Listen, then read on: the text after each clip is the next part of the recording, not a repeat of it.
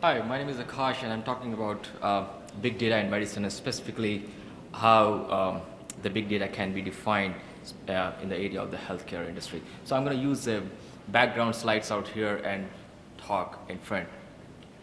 So big data is a kind of hype right now, and everybody is adding a big data before the softwares are often the softwares are trying to make software which is big data enabled. But in the generations going to 2020, 8 years down the line, 8 years down the line, we need a computing power which could be very extensive, which can scale petabytes as well as the exabytes of data. Think about a brain. Brain is such a complex. No more we think it as a computer, but it's like a city where you have the neurons that is firing behind the scenes, generating the informations, you make the decisions, and each and every informations are stored, or you can get the cognitive behavior whenever you need. So we need an analytical models which can capture the data as a human behaves and captures the neuron functions. So the neurons, let me stop for a while here. So in this area, you see this isosurface of the brain. That's where the activities are happening. You can see all these functions and activities. So think about, we need a platform where we can capture this huge data that is being generated by the neurons. We have over billions and billions of neurons that get fired, and when they generate the connections, the white matters and gray matter spectrographies, they generate the connectivity between the neurons, and that makes the synapses, which generates the information and human to behave or to have the cognitive stimuli.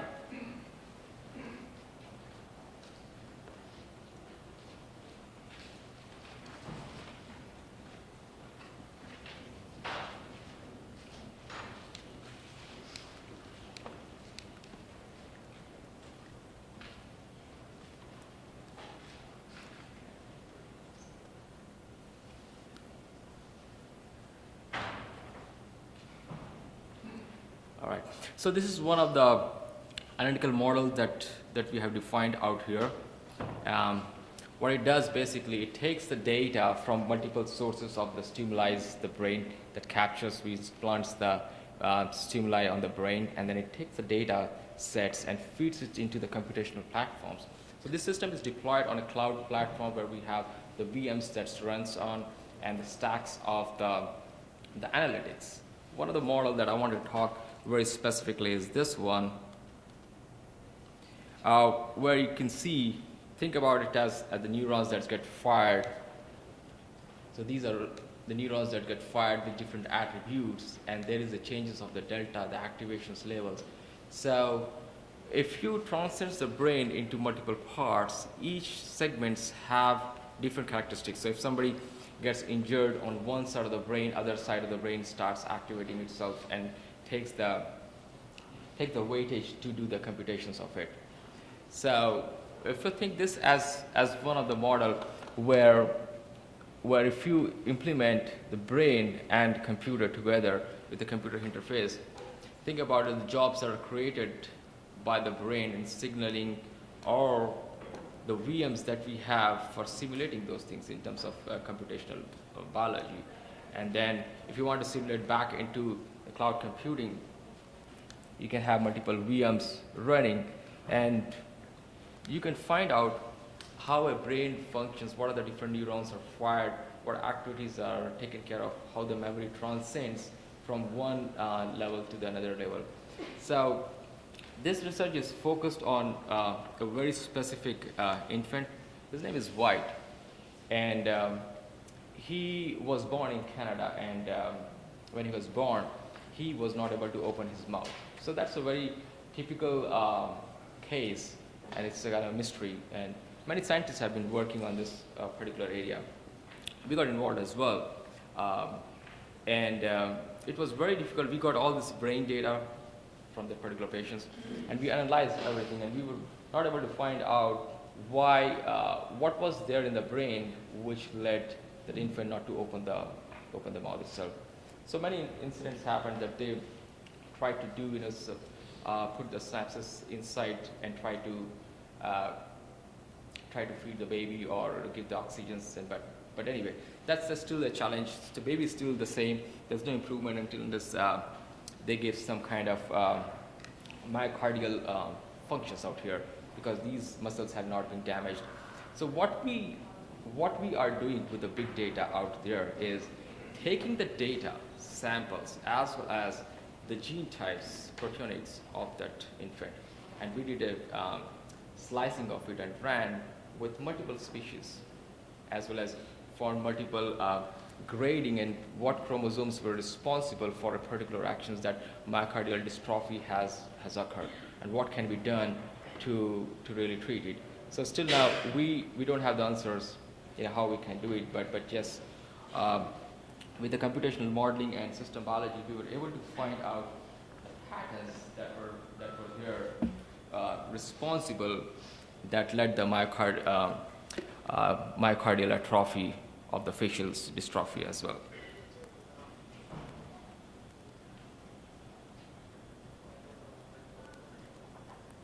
So this is one of the area where you can see multiple activities happening in the brain.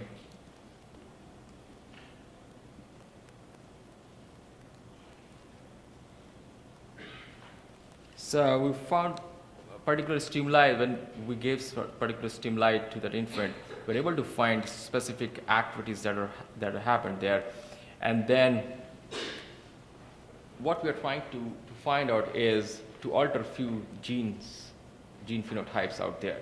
So we took some of the SNPs and trying to find some nucleotides which will be responsible for the development of those kind of facial musculars. So this research is still in progress. And we found some of those brain activities that were occurring in an area of the emotional intelligences. So this is one of the model. How we did is, so think about you have multiple CPUs, IOs that feeds this data from the brain.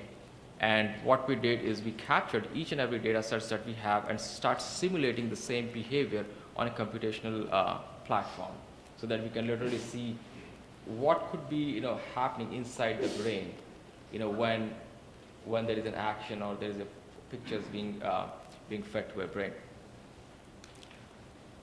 So these are the runtime models that feeds into the system. So the way the systems is being designed is there is a Hadoop platforms which runs on a clusters bed, and we have the Watson APIs that goes and calls using the RESTful APIs, and we have the brain data that we have spliced us. So we took the fMRI, EEG, electroencephalograms, magnetic encephalograms, and other ultrasonics data that we have taken it and stacked it to generate the patterns. So these kind of data gives the structure for the bony structures, the tissue, the functions of the neurons, as well as the neuron activities that are happening. So the mathematical models that you will be looking behind the scene, that keeps on changing based on the response the infant acts to the stimuli, or wherever there is a stimuli, the infant acts based on that, and we start learning those patterns and gives a predictive insights that how we can treat these particular patients. So these are the models which are very great. None of these are in the implementations, still in the research area.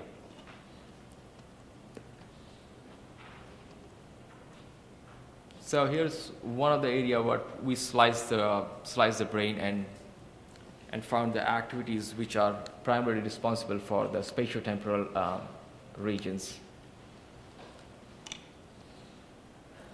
And here's one of the availability models that we created on this, so that we can stimuli the infant on a regular basis and keep the activity level alerts. So this is one of the computational models which gives, if you create these kind of instances, think about brain is as a city, and if you want to simulate each and every neurons that's there in the brain in a computational model. So that's what this model depicts. So what this model depicts is thinks about you have multiple multidimensional neurons that gets fired.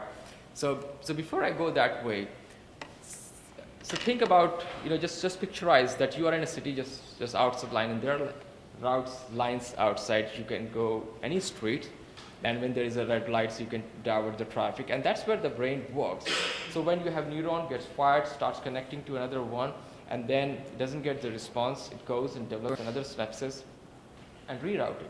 And that's how the brain works. The rerouting of the brain keeps on working. So if you don't have the connectivity gets built, there is another connectivity gets built on another routing area, and then it gets routed and gets electrical and neural signals to do the information centric task.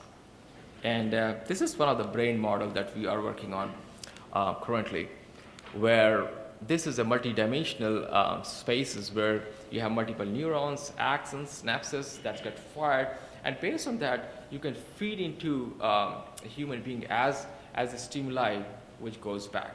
And one of the experiments that we did with a patient who was suffering from the shaking hand, because if there is low dopamine in the brain,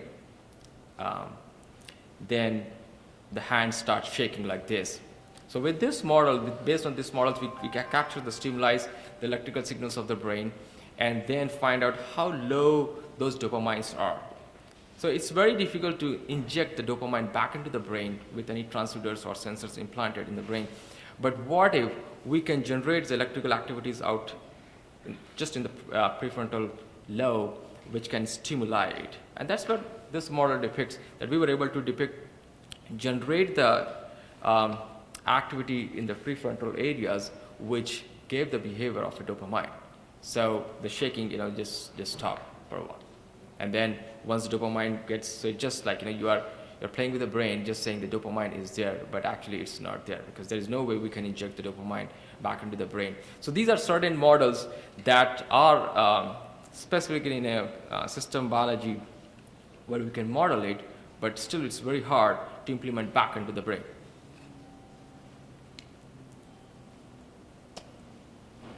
So here how it looks, all the connectivity, the white fiber tracks that we have, and all the connections that goes in. There's another model that depicts that how about if we take this connectivity models out here, the white matter tractographies, which connects and gives the human brain mapping, where you have different functions of emotions, hand movements, motor movements. So how we can computationally develop a model which basically gives you a similar functions. So this is one of the performance models that's being developed, where you can literally take those neurons and pull it into multiple pool sites, wherein you can activate a certain set of neurons and then another set of neurons, and then develop the connectivity between it so that you can have an actions or any task can be performed, whether it's emotional or cognitive behavioral as well. So this is how it looks. This is an image from the DTI, diffusion tensor imaging, and how it literally looks out. These colors grades the activities, brain activities that are happening out there. So this is how it looks, the white matter tractographies. So it's a bunch of fibers that's there, and that builds the connectivity. So in our brain, we never lose any information. It's always there, but it's just very hard for us to remember it, right? It's hard to track it back. But what if these kind of models make people smarter, where you can retrieve those informations? And one of the computational models that we try to do is you can experiment by yourself that you might have heard about a song maybe like 20 years ago. And still, if you hear it now, you can literally sing the lyrics, right? You can try by yourself, and you might have heard the song lyrics, because the mathematics of the music is different than the way we store any informations right now. That's a whole different thing. So you take the music mathematics. I have the models of the music mathematics also, how patients can be treated just by the musical therapy, and what's the mathematics behind it, what brains or what neurons do. So we captured the neuron striking when a song is being played to a patient, and when some pictures shown in front of the patient, how a patient can recognize it, and that gives the neuron signals ups and downs, and that gives us the captures that when something which is very familiar spiked in, the spikes goes up and the spikes goes down, and then how the neurons gets connected to develop that connectivity to retrieve that information. So going forward, probably down the line, we would be able to know how we can literally develop a stimuli which will help people, especially who are suffering from dementia and Alzheimer's, how they can remember. And that's where the challenge that we currently have, how their brain works, because they have amygdala in the brain where the protein bindings doesn't bind with the amygdala. Amygdala increases so much where they lose the memory sensitivity. But the memory is actually stored in these synapses out there where the connectivities are there.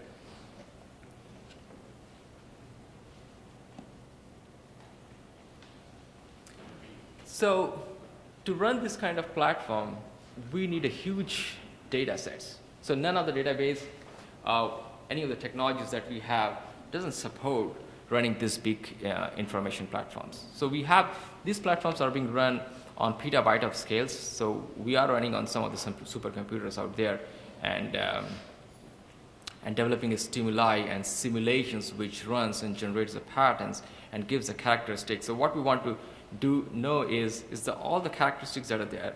So think about if you enter in a room and there are multiple boxes out there and you say, hey, give me a red box, and you get the red box, and that's what the search engines currently do. But what about there are other boxes out there in the room and we want to know all the characteristics of it, right? And that's the challenge that we have, whether you are in the cyberspace or in your computing platforms. You get the informations, but we are not able to get the attributes or characteristics of the other informations, objects which are already there. And that's what build the big data in reality. That will build the big data, because we are not going to find any information. We are going to find the information based on the characteristics of the other stimuli factors or the other objects that are associated with it. So these are the informations can be used to develop the associations, and that will give you the whole cognitive behavior changes over a period of time. It's a runtime environments, runtime models that feeds in, and you get the actions taken based on the impacts that are out there. So any questions?